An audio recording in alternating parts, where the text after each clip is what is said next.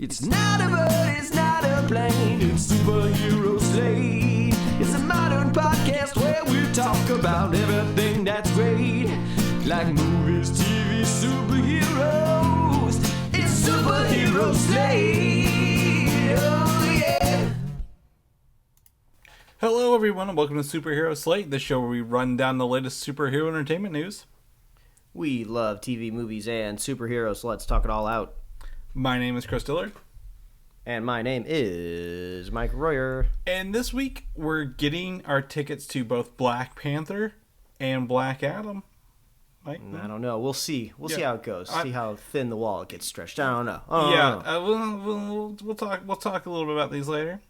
Armor Wars is getting an upgrade to movie status. So I mean, ooh. Don Cheadle, I'm sure, is happy. Man of fine suits. Yeah, you think the commitment for a movie is shorter? You know, maybe, possibly. They're just going to do that thing where they put the camera on his face and make him look around and have the UI follow it like they did with Robert Downey Jr. for years. Nah, he'll just sell his likeness to the studio and then he'll just be sipping drinks on a beach somewhere. That's true. He's probably a Skrull. We saw him in that trailer with Secret Invasion. Deadpool 3 is 100% confirmed, Mike. No longer have to worry if it's coming, when it's coming, or anything else. We have those details and more. Yeah, I feel like the last couple weeks on the podcast, we've almost been like tracking the fall season. A couple weeks ago, we were like, all right, everybody, it's unofficially fall. Here we go. It's September. People going crazy with their pumpkin spice lattes. The following week, we actually ran into the official end of summer. So like, okay, there we go again. And now we have another like official start of now it is the beginning of October, which I would say is the official start of like spooky season, right? I think you can start fall ahead of time, but October is the month for spooky movies, for skeletons, and in my point of view, it's candy corn season. Yeah, I knew you were. I knew you were going to bring up the candy corn. I just knew it. When you're solid, you got to be solidly rooted in the candy season. That's for October only, because like fall keeps going, man. As soon as October's over, you got a couple weeks, at least here in the United States, until you get to Thanksgiving. And once that turkey's done, you know you can shift into the other holiday. But yeah, I busted open the candy corn today. It was delicious. So to me, I've been seeing a lot of this lately. I believe I maybe told you the high end candy corn companies have been out for a while now. But I agree with you. You know, when fall officially or legally hit, right? I feel summer just kind of clocked out and was like, nah, I'm done with these high temperatures. Like, you can have your. I like how you, like how you say legally hit. Like there's like a police officer out there with a billy club, like ready to just like knock like the tiny fun size Snickers out of your hand. Like, no, not yet. Summer's an hourly employee, and they're not working overtime this year. They said no way I'm taking a vacation. So here, literally the day it turned fall, temperatures dropped about 20 degrees. I know you've kind of been a little bit warmer out there, right, Mike? We dropped a little bit as well. Finally, sustainable, I would say, temperatures, something that won't melt your face off. I know you've been like teetering around with Halloween costume ideas already. Yep. So I want you to tell me and our listeners about that. But also as a PSA of, yes, Halloween is indeed at the very end of the month. And, you know, there's a chance you might have Halloween parties just before that as well. But you got to order those pieces for your costume sooner rather than later, because like you'll think of the perfect costume like a week or a couple days before your party or Halloween. You're just like, I can't get any of this stuff here in time. So just a heads up. That is essentially how I've operated on my costume this year, because should I say what it is, Mike? Should I tell people or should I leave it? Okay. Yeah, I'll tell people what I'm working on. Okay. All right. So my wife and I have both agreed to do Thor and Mighty Thor from the most recent Thor movies. Great. It's a great couple's costume, right? It works. You know, we did joke, and this is very off color, that, you know, is she going to be the Cancer Jane or actual Mighty Thor? I'm like, that's not good. You could do it like those Two-Face costumes, right? Where it's like right down the line, left side, right side. Yeah, they all they did kind of with Cancer Jane is just give her some like light makeup and some gaunt looking at like dark eyeshadow, so they didn't really do that justice. But anyway, so I was able to surprisingly, 2 years, no, not 2 years. How long has been Endgame been? Like 2019, 3 years after Endgame, secure one of the bigger Stormbreaker axes actually at retail value rather than have to go secondhand. Got the costumes, and then Mike got a very, very solid picture of the hairpiece I got because my hair is probably Thor Ragnarok length right now, not Thor Love and Thunder length. So I had to get a little, I guess, wig, if you will, for that. Mike got to see that. It looks pretty good. I think it's not, an official one, but like it's pretty solid in what it looks like. And not going #bless. I have the same hair color as the wig, so it should blend in pretty good. But yeah, we're doing Thor's this year, and I knew the second I didn't get it, it would totally be sold out, right? Like that's the movie just hit physical recently. It's a pretty easy costume. A lot of people love doing Fat Thor, right? So that's it's always an option for those who are like, I don't want to get fit for it, or I can throw a pillow under my shirt. But yeah, we're going with that. And I was able to get everything before October.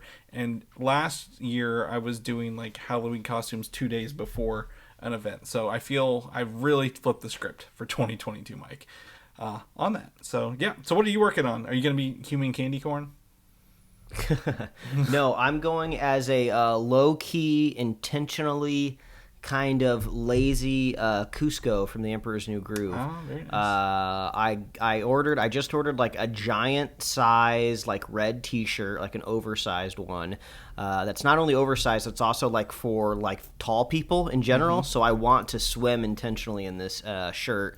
And then you get like some like those sweat guards that you put on your wrists, right? You get some of those that are yellow, but you put them on your ankles. I know he has like a very particular looking headpiece, but I don't even know if I'll go that far, but I ordered like a yellow bucket hat. And I was like, okay, I'm on to something here. What else am I going to do?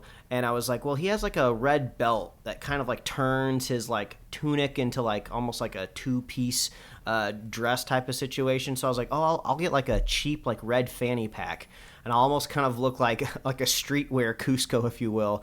So I'm going in comfortable, that's for sure. And there's kind of like this South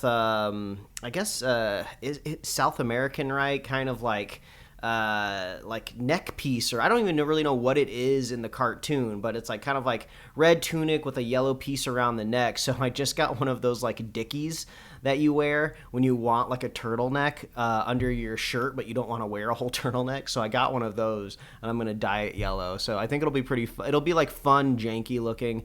So I'm looking forward to that. And it fits the perfect line that I'm always trying to hit when I do Halloween costumes is I want to be recognizable, but also comfortable at the same time. And this is pretty much all like normal cotton clothing that I'm wearing. So I'm always down for that. I always try to avoid any sort of like makeup or anything like that. That's just too much for me. So I feel like that works well. And like I said, you got to order this stuff ahead of time because one of the pieces I need for my costume, it's not Prime. It's not Amazon Prime. It's shipping like a normal, like a freaking normal product that's going to be here like in 2 weeks instead of tomorrow. So there you go. That's your PSA for the top of the show. Get ready for Halloween early.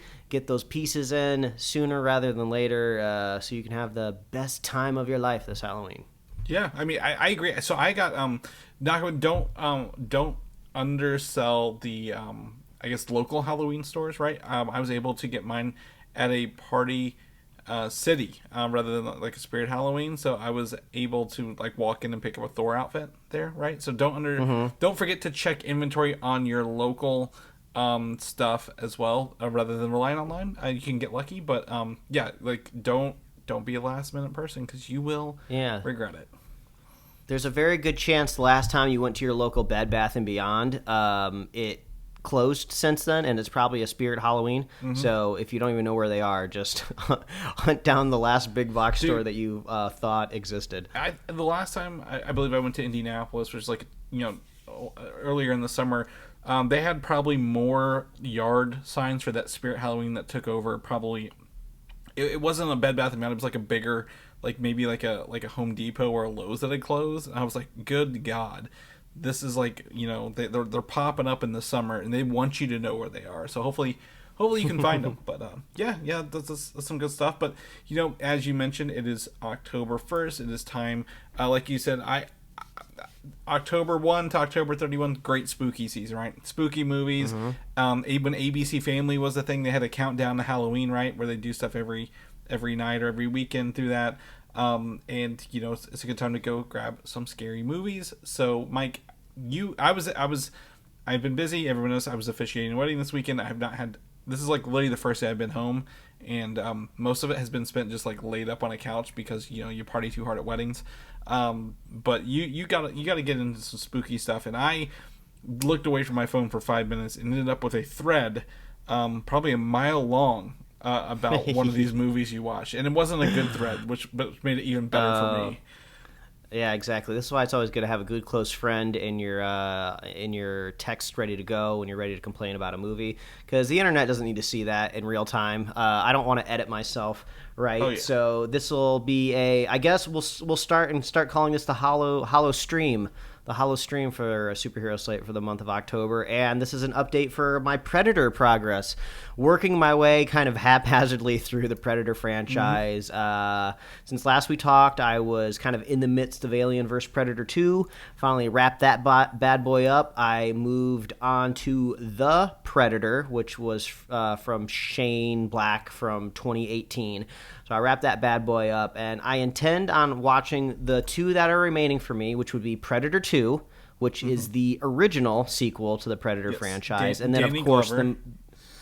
and the most recent one, Prey, which was the direct to Hulu Predator movie. And once I get them all watched, I'll just do like a fun little ranking here on the top of the show. But I think it is safe to say that one of the ones I just recently watched is going to be very at the bottom of the list, and that would be The Predator. What a strange movie. I will give them credit for at least attempting something different, because when you start to watch the Predator franchise, you do start to get the feeling of every time you watch one of these, it's just kind of an attempt to reignite this franchise, this notable IP. Is there any way we can get it up and get it going again? Because all of these movies, like Alien vs. Predator, Predators, The Predator, they all end with like kind of these cliffhanger kind of after credits sceney type of scenes, like just hoping and wishing that enough people like these movies that they'll be able to make a sequel. And the Predator's no different, and is probably the worst offender of them all, Chris. There are always more aliens out there, right? I agree with that. And this movie, I believe, and correct me if I'm wrong, is directed and possibly written by Shane Black. Yes, he has his grubby little fingers all over this. And to be fair, it feels like a Shane Black movie. So I wouldn't necessarily put all the blame on him. The studio hired him to make a Shane Black movie, and he made a Shane Black movie, which just does not fit in the Predator universe. So this, Shane Black had been kind of, I wouldn't say on a hot streak, but on a pretty good roll, right? Iron Man 3, despite what you think about it, made a lot of money.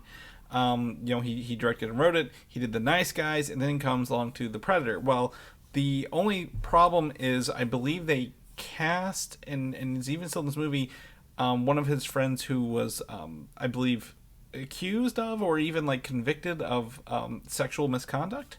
And he like did one of those stupid director things where he stuck to his guns, like, no. I'm gonna get this guy into this movie regardless of everything going on.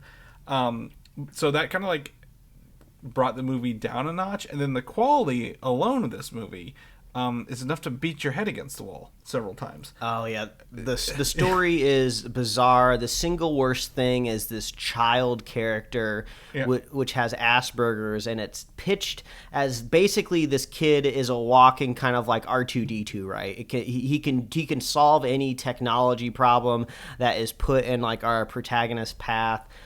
He comes across a crew of literal like suicidal characters. Like whenever you're in the third act and there is like an insurmountable problem, if the kid's not solving a computer problem, one of these like cast of gang members, like his gang, will just like run into like a propeller or just like suicide kill themselves. And it's so bizarre. There's some really glaringly bad special effects, which is very shocking. I had to shoot video of my own TV screen so I could send it to you so I could specifically complain about what I was looking at. I mean, like I said, at least they tried to introduce new ideas to be like, okay, well, nothing else has really worked to relaunch the Predator franchise. Let's see if Iron Man 3 guy can do it. It didn't quite work out. The other reason, besides Iron Man 3 and the Nice Guys, is Shane Black was a script doctor and acted in the first Predator.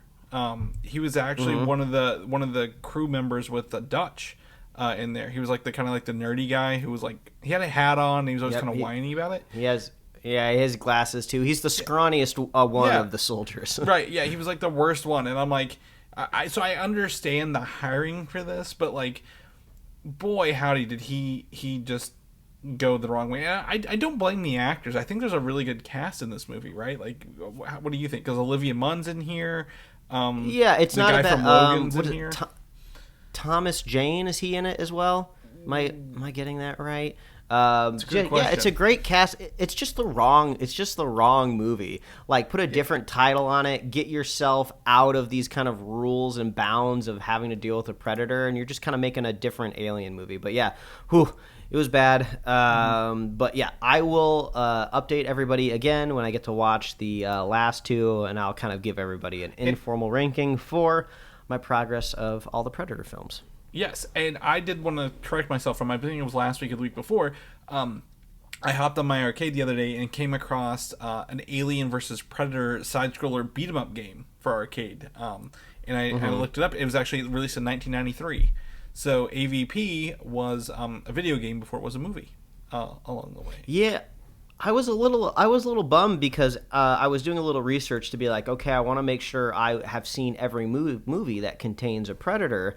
And I was kind of hoping maybe there'd be like one sneaky one out there, but there wasn't, unfortunately. But then I was like, oh, maybe there's like a video game, because I know that they've been kind of doing a better job making Alien video games. So I was like, oh, maybe there's like a Predator video game from like the PS3 era or something that has like a bit of a story, and I can just go watch like the cutscenes compiled on YouTube. I didn't really find anything quite like that. So if anybody knows of anything out like that out there in the world, I'd love to just kind of be a bit of a media completionist on that end of things that I could watch. Yeah. But yeah, that's my progress with the Predator. I won't say much about the next thing because Chris has been very, very busy. But Hocus Pocus 2 has dropped. It's out there in the world. Maybe we'll reminisce about it a little bit when you get a chance to watch it. But I know that's been the hot thing this weekend. Been seeing lots of Sanderson sister cosplays pop up in my timelines and feeds, and all I'll say is it feels very similar to the first one. So it's kind of one of those reviews of like, oh, if you like the first one, you're going to like the second one type of deals. Yeah. I've only read one thing about this, and it was actress related. Kathy Najimy, who plays the brunette sister. Her, if you watch the trailers, and this is not a spoiler, her tick with her mouth and jaw is on the other side for this movie than the other one. Oh my God! Is a multiverse confirmed? Is it a different witch? No. They explained it in the movie. You watched the movie? They explained it. They told the scene. No, in the movie. I don't know. Well, because she said as an actress she couldn't do the old way with her mouth like anymore. Like she lost, so she had to go the other way for this one. But they came up with a way on script where she got hit and the mouth goes the other way. I was like, oh, that's like a little right Mickey over thing. my head. Yeah. Well, obviously, you're a Hocus Pocus stan, Mike. I can tell. It's a movie you've got all the knowledge on. So, all right. Well, let's shift into spooky season. This is coming up, I believe, right around the corner. This week. I think it's the 7th, possibly. I don't know the exact date, but I think we'll be able to talk about this movie next week. Yeah, that's why special. A one shot. I was trying to figure out. I'm going to pull up here the TV special, and I believe it's October 7th. So is that Saturday? Friday? It's Friday. Yeah, Friday. Which is So coming out this week, and the social media reviews and stuff have kind of been lifted. The entire special is in black and white, Mike. We kind of had some hints that maybe there would be color, right? We saw even the posters a little bit in color. Then we see some, but this entire special is in black and white. And some of the reviewers like, well, this is probably how they got away with the TV or like a lower rating because it might be TVMA if it was not in black and white the whole way through. So it's kind of getting me excited. It's almost kind of like, yeah. I mean, I know things on like probably Disney's services are a little bit more locked down, but if you're really streaming, it almost doesn't even matter. I know the other movie that's been in conversation was that Marilyn Monroe movie. I think it's called Blonde. That's on Netflix. That movie's NC-17, but like you would never know it unless you just kind of saw people chatting about it on Twitter, like I did. You know, it's not like when you open up Netflix, you know, it like walls it off, you know, with like a big like password. You know, obviously if you're on a child account, you know, it would do that. But yeah. Yeah. Well, I think that's what's for child accounts, right? Or hopefully in the future when we only have one streaming service for Hulu and Disney, and everything's just like in one go, like everybody else in the world has. So, but yeah, either way, it is in black and white. And per Kevin Feige, who's out in the world doing rounds this week, I don't know what for. He said it will affect the MCU. Like, this movie is not something that you watch and you'll never see again. It will affect the MCU. And, it kind of brought me back to the D23. I know it's an Avengers Campus ride with King Thanos, right? But, like, we saw Man-Thing and Werewolf by Night there. So I definitely think they'll pop up in the multiverse, if not anything, Secret Wars at the end of the phase. Yeah, and I'll be keeping an eye out for like hints for more kind of mythological things, like vampires, right? We know we have that coming up. I know we'll be talking about Blade a little bit later in the episode as well. But yeah, we've got to start seeding that a little bit.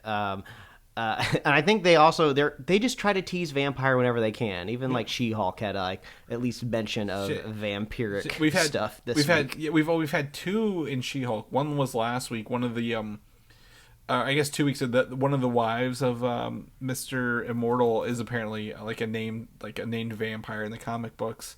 And then what was it? Was it Eternals? Where they specifically say vampires? Because it's like you live forever, like vampires kind of thing. Maybe we're thinking Loki, possibly. Yeah, it might have been Loki. Yeah. They never. So I agree with you.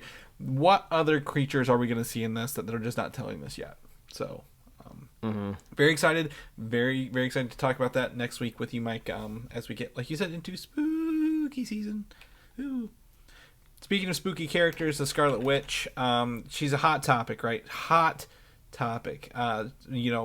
She got her, I guess, an effective send-off in Doctor Strange in the Multiverse of Madness. But Kevin Feige out doing his rounds. She's almost kind of confirming this character's return.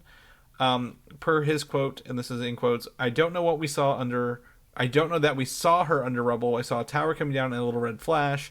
I don't know what that means. I'd work with Lizzie for another 100 years if we could. And also, anything's possible in the multiverse, we'll have to see. It kind of feels like they could pull a multiverse version in for, Secret Wars if they wanted to, right? Yeah, or like, it doesn't even have to be like, a multiverse version, right? I mean, like, there's like two components you have to look at here. First of all, the rule of just movie and film of like, if you don't see your hero physically dead, if there's no body, there's no confirmed death, right? And then rule number two, just read any comic book, right? These characters are getting offed and coming back all the time through all sorts of means, and it's even easier to do with a magical character, right? I could like think of 10 different ideas off the top of my head of how she's still alive. That red flash could have been her sacrificing her powers to keep herself alive. It could have been her teleporting. It could have been like a million different things, right? Yeah. But we got what we needed out of it, though. Well, and I think the only other reason is the hot topic is, right, the incoming flood of mutants in the MCU, right? The next phase, which I've seen some people this week even dubbing the mutant saga, right, for the next like saga. So like Scarlet Witch has such a history of doing the no more mutants, right? In the comic books, her father is Magneto. Like, there's a lot that they can still do with her character that they couldn't do in the MCU due to the lack of I guess rights and stuff along the way. So I totally could see them pulling her in to do that wholeheartedly. And I just Elizabeth. It's not Lizzie McGuire. It's Elizabeth Olsen. But totally, I totally could see her being down to do it again. Right? I think she'd be fun. So yeah, Scarlet Witch. We'll let you guys know if we hear anything else. News this week I didn't think was real until I actually saw it came from Marvel.com. was Armor Wars, the TV show that was not on San Diego Comic-Con, but they brought it up at, was it D23, right, where they brought the logo at least for the series to say, yes, we are still working on this, don't worry. They've transitioned that from a series into a movie, so it has been transitioned in how we'll see it. So we'll see this in theaters with Don Cheadle's War Machine again being the front and center of this film, Mike. Yeah, this is pretty wild. I think the first thing that came to my head is like, has this happened before, right? I feel like at least I have vague memories or like rumors of just like, oh, a Disney Plus series was once possibly going to be a movie, right? We always heard about, Secret Wars Obi-Wan. or Secret Invasion, like film on the horizon, Obi-Wan, exactly. Yeah. But then it ends up going to series. But like, this is the first time we've seen it go the other way around. And I'm not mad about it at all, because it seems like the more and more Disney Plus series I watch out of like Lucasfilm or Marvel, they still to me seem like movies chopped up. I don't know if we're ever gonna get out of that phase. I'm watching Andor. I'm slowly working my way through it. Just finished episode 2, and I'm liking it, which is great. No complaints there, but it still does not feel episodic. The second episode kind of like weirdly ends on this kind of emotional music where like Andor is kind of walking through this like scrapyard, and you're just like, oh, what are they trying to tell me with this scene? Where is he going? What's happening here? And the next episode like picks up where he's just in that same scrapyard, like again. So it's just like, so the episode didn't like end on any like, no, it's just, this is just the cut before the next scene happens. So hopefully this is a good thing for Armor Wars, and we won't have to worry about any sort of this like kind of weird TV tone. It will be a movie. Yeah, and Don Cheadle, he is going to be in Secret Invasion, like we talked about at the top of the show, right? Like he's got a prominent role in that. He's still out here. I don't think he's replacing Iron Man. I don't think Ironheart's replacing Iron Man. But War Machine, Don Cheadle, I guess Rhodes. He was in essentially movie number 1, although a different actor. He's been around one of the longest in the MCU, right? So it's just good that he's able to continue going. And when Iron Man has moved on and passed on, they didn't just drop the character completely, right? I would say the whole theme moving forward here with these armored characters is that who can replace Tony and what happens when his kind of presence is absent, right? It's going to be like what happens to the world when Iron Man's not there. So I think they'll play off of that. And again, with it being Armor Wars based on the comics, what happens when Tony's actual tech that is effective gets in the wrong hands? And they kind of, I guess, touched on that. Was it Spider-Man Far From Home, right? His glasses got in the hands of a disgruntled ex-employee. But, War Machine, I'm looking at your thumbnail right now for the episode, Mike, and I will tell you, one of the disappointing packs of Endgame is we didn't see Rhodey go from his regular suit to his upgraded badass suit for the end battle. He just showed up in it, and we didn't get to see that transition into that big red and blue one, which is like kind of like a, I wouldn't say Hulkbustery, but damn, it's an intimidating looking machine. If I say so myself. It's kitted out, and I feel like Don Cheadle is like a pilot, not exactly a mechanist. Yeah. So like, is that just the government like keep souping up this costume, right? Mm-hmm. Yeah. Well, I think this one was in the Avengers. Well, yeah, he's right, because he was the only person in the Avengers compound, right? Whenever Captain America showed up. So yeah, what is it? Is it the government? Has Tony been kind of future proofed him along the way? I don't know, but the question for me is, now it's going from a series to a movie. You need an antagonist, someone running things. I was thinking, Obadiah Stane in the comic books has a son, right? So is it going to be like the legacy of Tony versus the legacy of Stane coming back around? I think would be interesting for that. Or is one of my favorites, Justin Hammer. I think he can. Iron Man 2 didn't do him justice. He's been shown, the actor has been shown to work again with the return of the All Hail the King short from Iron Man 3. Could he be back around? I don't know. Is there anything that you think you'd want to see out of this? I feel like I want to be surprised. I mean, I think Justin Hammer does make a lot of sense, right? It's kind of like this hanging Chad from the Iron Man universe that we're waiting to kind of see come back, but maybe don't make it all him. What's like that X factor that you throw in there that makes it like a little bit different? So that's I feel like that's what I'm hoping for. Yeah. I think what I would love is a competent Justin Hammer. Right? I think Iron Man 2 made him like a goofball, but like if he was so stupid, he probably wouldn't have got all those government contracts along the way. So I feel like if you're going to do it, yeah, it needs to be somebody smart. But, great. We don't have a release date for this yet. I'm going to guess this is one of those Phase 6 movies, right, in 2024. So if that updates, we'll let you guys know. Next two movies are going to end up wrapping up Phase 5, and the first of those is Captain America New World Order. And right now, Mark Ruffalo is in talks to return as the Hulk in that movie. Because I don't know what else we put him in the list of other movies we have along the way. Would you? I've got the list of movies pulled up on our site, but I'm like, I don't know where the Hulk would show up at in any of these. Yeah. I mean, I'm still trying to figure out what Captain America New World Order looks like, right? Because I feel like with Falcon, like who was he connected to throughout like the universe? I mean, you could say Black Widow, she's dead, right? It doesn't seem like Bucky's going to be in this movie because he'll be occupied in the Thunderbolts, right? Yep. But it seems like in order to bolster the new Captain America, you kind of need to bring in like these new connections.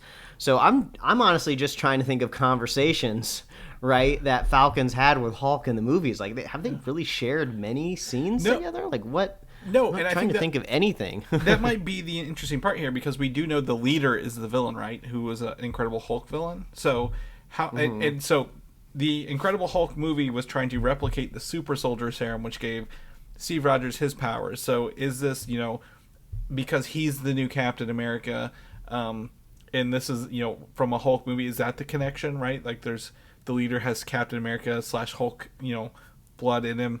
And we're dealing with Captain America and Hulk teaming up. Is he on the side? Is he the smart Hulk? Right, not maybe a brawn, but more of a brain to fight the leader. I mean, he's gonna need help. He's not super powered. I mean, he's got vibranium, right? He's got Wakandan tech surrounding him, but it's not necessarily shown us in the kind of final episodes of Falcon and the Winter Soldier that suit, is on par with like a Black Panther suit, right? Which is something that almost anyone could kind of get in with training and become superhuman. This is just kind of more like a kitted out like Falcon suit.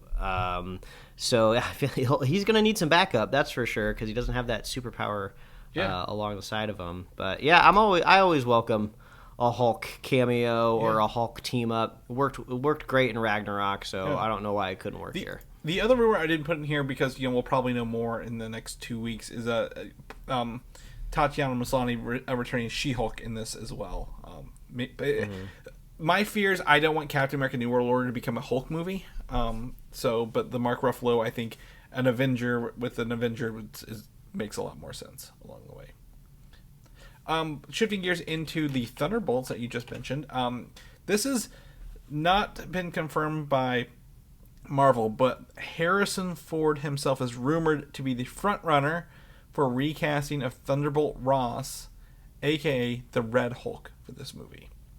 I mean that's the best way to kind of do replacement casting, right? You bring in somebody even more famous, right? Because if you bring in somebody like equally or like lesser known, right?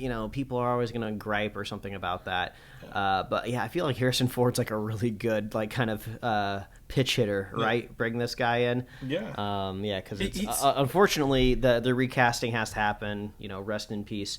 But I'm almost more confused if it'll even happen, because I feel like the vibe that everyone gets from Harrison Ford is he's an old cranky man and doesn't really want to do anything. Well, but then I feel like that almost was shed a little bit when he was at the D23 Expo and he was like crying on stage about returning as Indiana Jones, and it's like that's pretty wild. I wasn't expecting that. So who knows? Maybe everything that we've heard about Harrison Ford is wrong, and we can't just pigeonhole him or shoehorn him. Well, and I think the other thing is I've got a note here. Could he maybe start an appearance in New World Order, right? Because Thunderbolt Ross was in the Incredible Hulk, and if there's the leader and the Hulk in there, and then it comes into Thunderbolts. But if it's gonna be the Red Hulk, right, and that's the leading theory here, is why they're recasting him, because they want the Red Hulk in this Thunderbolts as like the villain. Is it mostly a CGI role, right? Is he just providing voice and some facial motion capture for this, and then letting everything else run? And that's why he's like, you're only gonna be in human form for like maybe 10 minutes. The rest of it, we're just going to get your face on set. So I think like someone of that age, that caliber could be like, yeah, that's fine with me. I don't need to be, crashing airplanes or getting doors slammed on my legs during production of these movies. So yeah, if that comes to true, we'll let you guys know. But that's I think that's that's a huge grab all around for Marvel. Keep on going. This is, there's been some hot takes on this, Mike, but the official report is Bassam Tarek, the director of Blade, has left the film due to scheduling conflicts because Blade has kept getting pushed back in production. He's working on other movies. Now, this was first announced in SECC 2019, and now we have a release date. I have it pulled up here at superheroslate.com/upcoming superhero. Don't write that down. Just go there and click upcoming releases. You'll see all our stuff. November 3rd of 2023. So this movie's been pushed back. So the directors had to leave.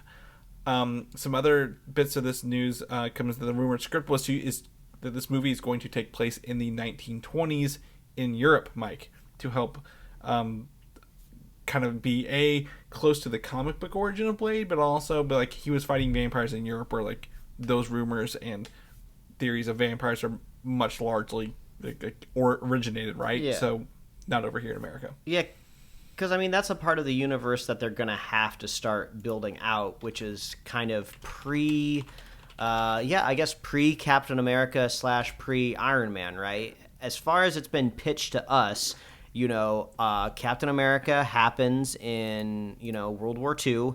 He's on ice, and then maybe not a lot of superheroing happened between then and Iron Man. Obviously some covert stuff, because we have seen like the Winter Soldier doing some covert missions, like killing Tony's parents, right? That has happened in between there. But yeah, as far as we know, the world was relatively normal before Cap came along, aka the first Avenger. So yeah, I guess you build it out that these vampires have kind of always been around, that we just haven't seen them. They've been in the secret world, and I guess you could say that the sorcerers have always been around as well.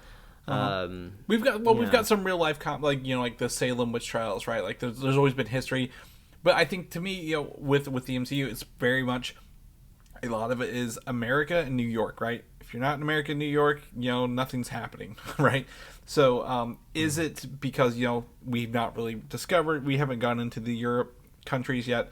Man-Thing might be over there, right? That could help. Not Man-Thing. Werewolf by Night could be over there, set in Europe, maybe an Eastern European kind of country, to help kind of seed some of these vampire roots. So with that though, the 1920s thing kind of throws up a red flag. So is he? I think this is in the comics. He was born in like 1920s and half vampire. So is he aging slower because of that? They're gonna have to get into that a little bit. Yeah, I would assume so, right? Yeah. And that makes the character probably even more, just even more intense, right? Once you get them to present day, because he'll be a fully formed vampire hunter with like decades and decades of experience behind him. So when he finally does get to team up with somebody in the presence, like like a Ghost Rider or who knows what else, like Dane Whitman from the Eternals. Yeah, there you go. Because he's got a sword. The other thing is writer Bo DeMeo, who worked on Moon Knight and is working on the X-Men 97, is rumored to be helping with the script as well while they look for a new director. Because obviously the director has a lot of input, right? During that pre-production process. So if he's leaving this close to production, A, the movie's going to probably be delayed, and B, they're probably going to have to work the script a little bit more, getting ready for the new director, just to make sure that's taken care of. So I don't think I'm worried about this movie. I just wish something would happen with it, right? Like it's interesting because Blade is one of the older superhero movies from the 90s, right? That kind of kicked off the modernization of superhero films a little bit before. We can't rule out a chance that in the Secret Wars, right, that Wesley Snipes, a multiversal Blade, pops up. Yeah. Or I honestly, even if he didn't show up as Blade, but it was like a different character in the Blade movie, kind of like an homage kind of thing. I think it'd be kind of fun, right? Like he's like not Whistler, but like he's another person in the movie. It'd be fun. But Blade supposed to be October of 2023, so I don't think they're gonna make it if they don't find someone soon. Moving on, Mike, I was telling you right before the show here, just right out the gate, tickets for Black Panther: Wakanda Forever go on sale tomorrow. A theater chain did confirm it today. If you were listening to this on Sunday night, get ready for Monday. If you're on Monday, get your tickets because Black Panther made $1 billion. Theaters were sold out for weeks, right? Do you remember that when you couldn't get another ticket to go watch this movie? Yeah, don't underestimate how incredibly popular this movie was domestically. That's where it made the lion's share of its money, and it was big news because we had not seen a lot of these superhero movies overperforming here in the States. They were always counting on the international box office to kind of, round out the big budgets. So I think this will be no different just because Chadwick's not behind it. I think it'll almost be cathartic, right? Most normal people out there didn't get to, send off Chadwick Boseman in any, kind of meaningful way because he was just an actor, a character on the screen to us, right? But now we kind of get to go in with this fictional family in this fictional universe and kind of grieve with them, move forward, push the story forward, and send them off in a great way. So, yeah. All that being said, get ready to buy your tickets. Yeah, get ready. Well, it's also one of those things, even if it's, people will want to see it out of curiosity. How are they going to handle this movie? How are they going to handle the loss of the real-life Chadwick Boseman and how they're going to do the Black Panther in this? And also, one of the biggest, one of the original comic book characters, Namor, is going to be in this movie. So, there's a lot on it. And the other big thing is this movie has been confirmed to be 2 hours and 41 minutes long, Mike. Very long movie. So, screenings are going to be longer. So you're not going to have as many showings in a day, right? So if you thought you had problems with the first one, this is going to be even more because they won't have seats available because the screenings won't be over yet. So, I'm excited to get my tickets, ready to get in there. I think I am going to forego the IMAX on day one and just go to the closer theater, but I'm very, very excited to get back into the theaters for Marvel next month in November.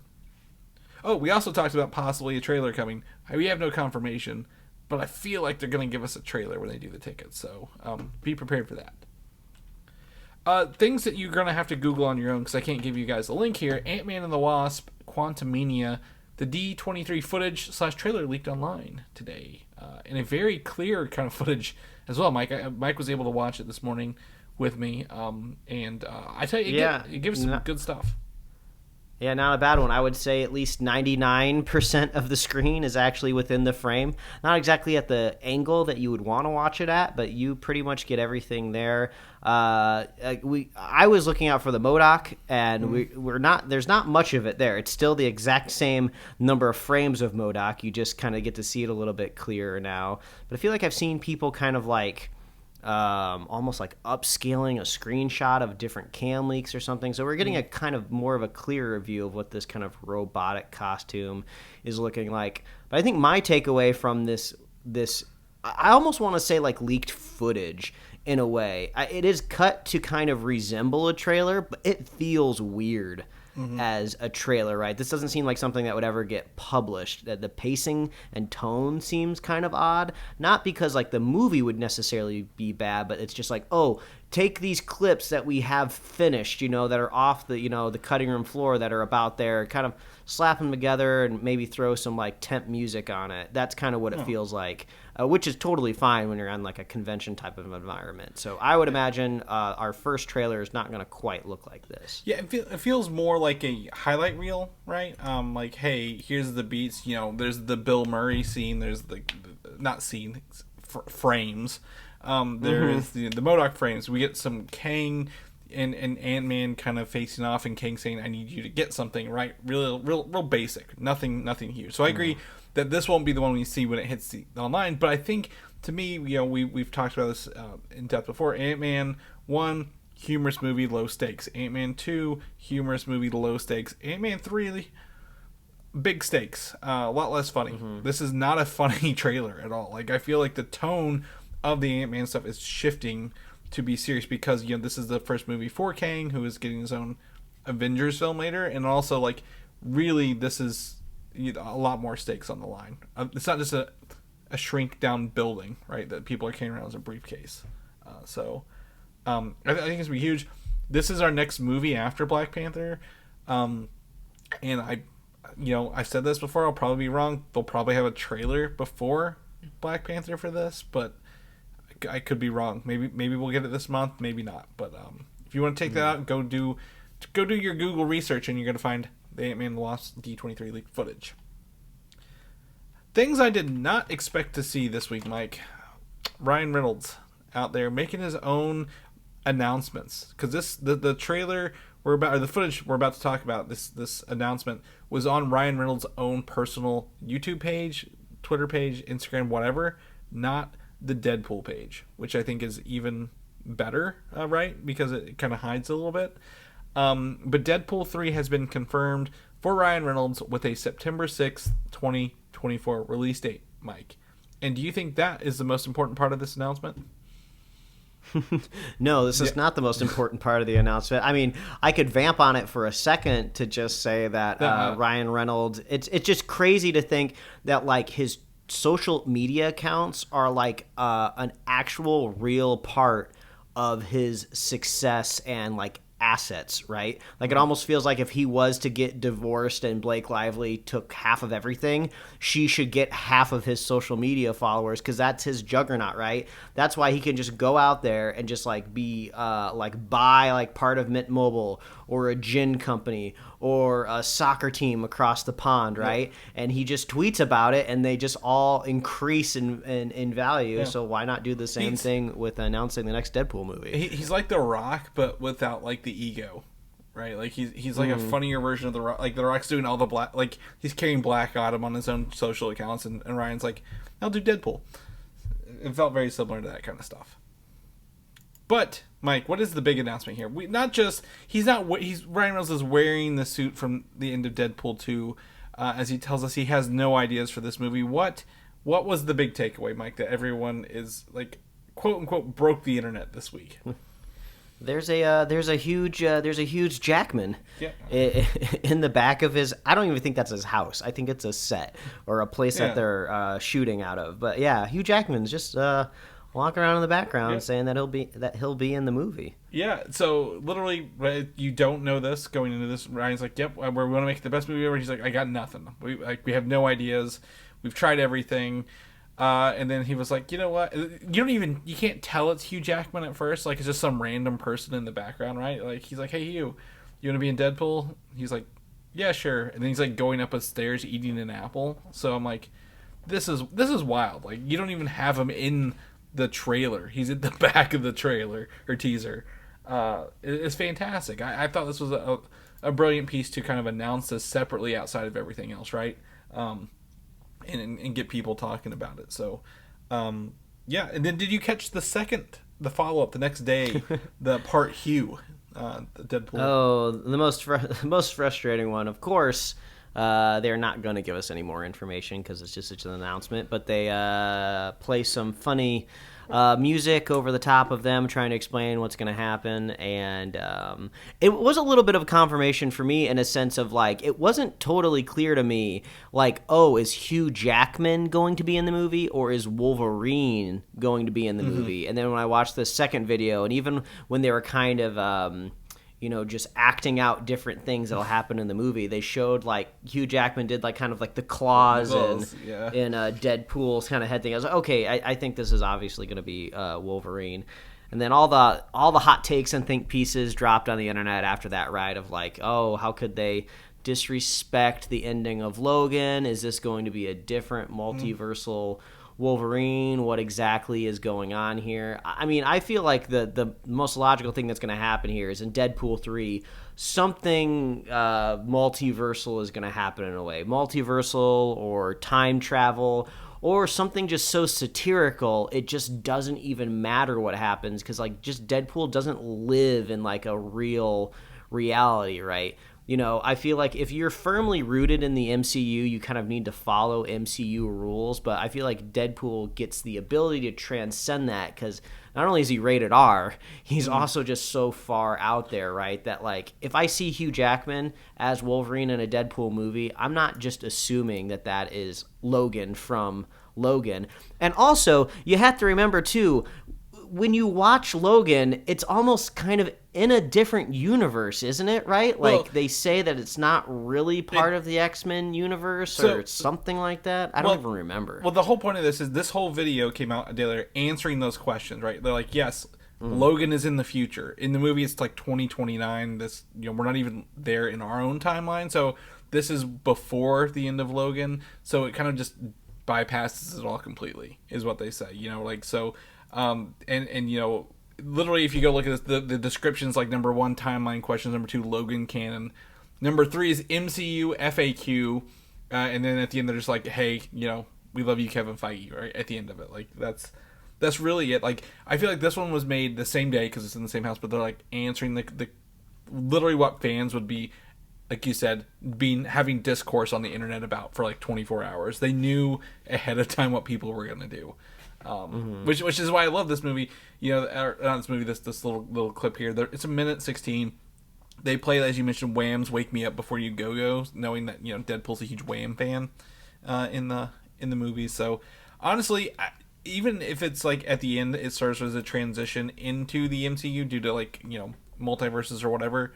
Totally fine. This is fun. I think when they do in Marvel a Wolverine, it will not be Hugh Jackman. They're going to have somebody else in their mutants, but, like, this is going to be a fun little journey to get Ryan Reynolds in there, because I don't think Hugh Jackman will do this role after this movie ever again. If I was a bet man, this is his one and done, and the paycheck was big enough to get him on board to do it. Yeah, so. And also it's just probably like, oh, let's just have like a fun little lark, you know, people want to see me again. It'll be kind of one of those things where, like, well, if you come back again, like a second time after this, it's like a little less special, right? You know, right? Just like, oh, okay. Yep. The never-ending cameos of that. But yeah, I think this is great. It exists in that September 6th, 2024 spot, or that we talked about last week, where, like, or 2 weeks ago, where, like, Marvel moved up a weird movie that didn't have a release date. And we thought they were going to move it because right before Fantastic Four and right after Thunderbolts. So I was like, what are they going to do with this? No, we're actually going to get Thunderbolts, then a month and a half later, Deadpool 3, and then 2 months later, Fantastic Four. So I would love to see him in Secret Wars after, you know, this announcement. I'm like, this is perfect. Deadpool in Secret Wars is going to be awesome, right? Like, just having him kind of be Ryan Reynolds with everybody else the whole time. I think it'd be a great time. So, check out those trailers below and get ready for that. If you didn't know, Mike, Black Adam tickets are on sale. It is debuting October 21st. I did get this is like the same weekend as my wife's birthday, so I had to get permission to get tickets for this before I did. So we did get them. I told her, I was like, I don't care if I go opening night. I just need to have it done by Sunday so we can talk about it. So if I end up going like Saturday morning at like the 11 o'clock show, I'm not going to be upset to watch this movie. Yeah, it's weird. It's like, I don't know if this movie is going to be great or if it's just going to be incredibly average. But all I can say is I'm just not excited for it, right? And I think this is what happens when your movie is just only vaguely tied to other movies and universes, right? We talk about this a lot of time where the great thing about these like franchises with these comic book movies is they have like this, I hate to say the word energy, I'd rather say like the term X factor, right? That brings you back to the theater because you're already kind of committed to this universe. I mean, Black Adam kind of seems to be related to Shazam at some point in time, but we haven't seen that connection, right? We've only had one Shazam movie to start off with, so we don't really have a whole lot to base off what world he may or may not be living in. Like we talked about the other week, we get sometimes some little teaser trailers where they try to associate like Gal Gadot and Jason Momoa with it. So it's just like, I don't really know what to expect. I don't know what's going on here. I feel like my ticket is going to Pierce Brosnan. Yeah. I like Pierce Brosnan. I want to see Dr. Fate because I loved him in the Justice League cartoon, and I think he also made appearances in Young Justice, if I remember correctly, as well. So I'll be there for Pierce Brosnan. I haven't got my tickets. It'll probably be one of those things where like October, like the third week of October rolls around, and I'll be like, oh yeah, I forgot this movie's coming out. I better go like you said, Chris, find a ticket that's probably like on a random like Sunday morning or something like that. And I think honestly, I don't think it's as like the quality of the movie's bad, or like again, The Rock's not a bad actor. Is it just because this has been delayed? Are we just worn out from seeing it for so long? Like we're like, just get on with it kind of thing. Like I think that's where I kind of sit with it. Not necessarily that it's not connected. I'm excited for this Justice Society, right? Not only Pierce Brosnan, we have Hawkman and Atom Smasher and I believe Cyclone, but I'm like, I just want to see what it does. Like let's just get this kind of almost generic-y superhero movie over with. I feel like we're watching a Venom trailer right now when we're watching it, right? Like there's like one thing that might draw us in, but like not everything's there along the way. If the DC universe was as competent, as successful as Marvel was, a Black Adam movie would come out and we would see, you know, how we're seeing all of these different characters in the movie. You got like the Atom, or you mentioned all the characters, right? But like one of those characters, like one of those characters would be like someone from the Suicide Squad that we've met already, right? One of the other characters might be somebody from like a Young Justice movie or something. Like maybe like a Nightwing would be in there. Like, you know, we would have like this little bit of cross-pollination that would get us a little bit more excited. But no, it's basically a brand new movie, possibly kicking off a whole new franchise. But so the Amanda Waller trailer isn't doing it for you, where she's the one connecting all these movies together. Well, is it the Amanda Waller from Suicide Squad or the Amanda Waller from Suicide Squad? I don't know. It's the same actress. That's actually the one connecting piece between everything is using Viola Davis as. Or wait, sorry, is it the Amanda Waller from Peacemaker? Yeah. You know, who knows? Same one. I don't know what you're talking about. No. Yeah, it's just one of those things. Well, I think my thing is, and I'm not going to beat this dead horse. Everything from the trailer is from other superhero movies, right? The Justice Society jet is the Blackbird jet from X-Men. Comes out of their tennis court in their backyard. The scenes where he's flying with the jets is from Iron Man 1, where Iron Man is flying next to the jets. And he's, like, dodging explosions and missiles. I'm like, it feels like it's trying too hard to be the other successful movies without, you know, making its own voice out there. And that's my concern, is I want it to stand alone, want it to do its own thing, and be good on its own merits rather than borrowing from other movies. So hopefully we get some more of that. But yes, tickets are on sale. If you haven't got them or want to get them early, go right ahead. Just a quick note here. I did see this pop up as a blip in the newsfeed this week. The movie Static Shock, based on the character Static in the DC universe, in the cartoon series from, I believe, the early 2000s. That was on the movie. The artist for this comic has assured us the movie is still happening, despite the HBO Max Discovery merger, where they're just nixing everything. So.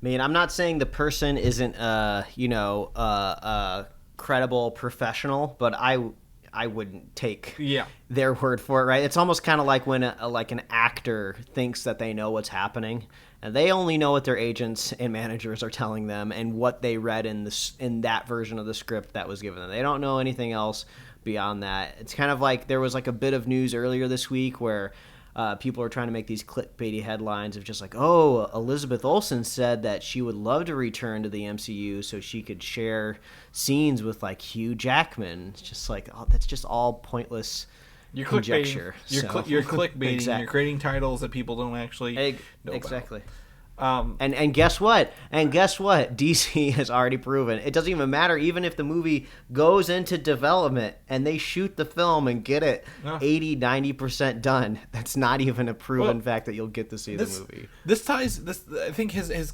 comment ties into the news that we've talked about offline this week, is the Stadia. Google Stadia shutting down. literally people publishing the game, with games coming out still on Stadia later this year, next year, were not told about this until it hit the news. So the artist can easily believe this movie is still happening until it hits the news. Hey, it's not happening, and that's how he finds out. So I feel companies can just put out a press release and totally pull the rugs out from under you. They have no obligations to tell you beforehand if they want to. So hopefully it does. I think people have been waiting for this movie for a very, very long time. They deserve it. But there is no guarantee on this stuff. And speaking of video games, Mike, because we talked about Stadia, the last thing we're going to talk about today is The Last of Us, a first official trailer for this video game adaptation coming to HBO. And I know you're a huge fan of this game. Huge fan. And there's a lot more people in this trailer than I expected being this. I thought the movie was less people, more infected people. So break it down what you thought of this and help me understand a little bit of what I'm seeing. Yeah, I feel like my two takeaways here of, I'm trying to figure out, right, how long does this first season take us into kind of the video game story? You could say the video game right now is kind of broken up into two chapters in a way of like, you got the first game and you got the second game. And I think if I remember correctly, it's been a while since I played that first game, but there's a shot in this trailer where it shows somebody on a horse in the winter. And I feel like that is pretty far into the first game. So it makes me wonder, are they doing a pretty significant portion in just this first season? Or maybe I'm just looking into that shot a little bit much. But so far, everything looks great. Actually, the unfortunate thing is The Last of Us video game is so good just to start off with, narratively and visually. I feel like when you get kind of like that one still shot of the trailer that everyone's been waiting for, where we get to see one of the clickers, right? I did my frame by frame, I did a screenshot, and I looked at it. I was like, this could just be a still from the game, the video from the game, and you even get to hear the clickers in this trailer. And I am almost dead positive that they're working with the exact same sound team that worked on the games, the same engineers. They're probably even like sending over the same like MP3 files that are like loaded in the actual Last of Us games, because it sounds exactly like it. So it's kind of one of these weird things where it's like, they're interpreting a source material that's already so realistic, like if somebody tried to make a Crash Bandicoot video game, right, that's obviously not gonna look like it. So and the game just everything. Well, go ahead. No, I'm sorry. It's like the game had a remaster, right? So like they even have newer high-res textures that they could be borrowing back and forth with this stuff. Yeah, exactly. Yeah, I'm looking forward to seeing how far this first season goes, how much material we have. It's Neil Druckmann who created The Last of Us and is in charge of the story. He's heavily involved, so who knows? There could even be a possibility that if we surpass the source material of the two video games, they could possibly go off in another direction. If this show is incredibly popular, right, they could have I wouldn't say like a Game of Thrones problem in a way of just like they surpass George R.R. Martin and have to kind of go off on their own, but it seems like Neil Druckmann will be there to help them out. So yeah, I'm just crossing my fingers, hoping that we just have something video game related that really breaks through to live action. I'd love that. Now, do you tell me what I was under the impression there were several years, if not a longer time in between video games, part 1 and part 2. Is that am I misunderstanding that? Yeah. I don't remember the exact length of time, but basically, Ellie, you would consider her a child in the very first game, and by the second game, she is kind of burgeoning. Is that a word? What am I looking for here? She's like she's like on the cusp. Budgeting. She's like on the cusp of like adulthood, right? Like she carries her own weapons. She seeks out her own revenge, if you will. Yeah. She is a young adult. So I would say between the two games, God, I don't even want to say because I know I'm going to be wrong. It's at least 5 to 7 years, something like that. Gotcha. Yeah. I don't know. I mean, to me, I was expecting, from what I've seen. Again, I've not played the game, so I actually own the first one on PlayStation. I just haven't got time to it, and I know people are like, just play it. I'm like, a single player with a really good story, like that's a commitment to me to play. So I don't want to. I need to make sure what I'm doing, I'm doing it right. But like, there's just a lot more people in here, so it looks like maybe there's like a lot of or like during this infection, the world lost, right? Like when people are kind of going down. I did see a sign that says report signs of cordyceps infection. So it looks like maybe, and it's like a rusted sign, so like maybe this has been around for a while at this point. So very, very interested to learn myself more about this Last of Us universe and, you know, and how the show goes. So looks good. Well, Mike, that's been the show for this week. If people know what you're up to, what you're doing, what kind of candy corn varieties you're getting yourself into, where can they find that? They can find me at Mike Royer Design on Instagram, Twitter, and TikTok. And you can read my webcomics at pickledcomics.com. Chris, people want to catch up with you. Where can they find you? You can find me on Twitter, Valdan, VALDAN, or Instagram, Valdan87, or head over to Rad Retro Bros on Instagram as well. If people know more about the show, what we're doing weekly, I guess our next episode for review is Black Adam. When can they get ready for all that good stuff? Yeah, if you want to check out our show notes or our upcoming release calendar of all of these millions of movies that are coming out over the next couple years, head on over to superheroslate.com. There you can also find everywhere we host the podcast. We're on Apple Podcasts, YouTube, Spotify, wherever else you love to listen to find podcasts. Like us on Facebook, follow us on Twitter and Instagram, and you can get merch at superheroslate.com/store. We love hearing from you. Please reach out. Let us know if you're excited for Black Adam. Mm-hmm. Are you ready to get your Black Panther tickets? I mean, by the time you listen to this, I think those Black Panther tickets will be ready to go. So hop on to those. Yep. We love our super fans. If you want to be a super fan of this show, all you got to do is share the show with a friend, share the show with a buddy, and we will be here every week, folks. That's right. We'll catch you guys next week. Bye. Thanks for listening, and don't forget to subscribe.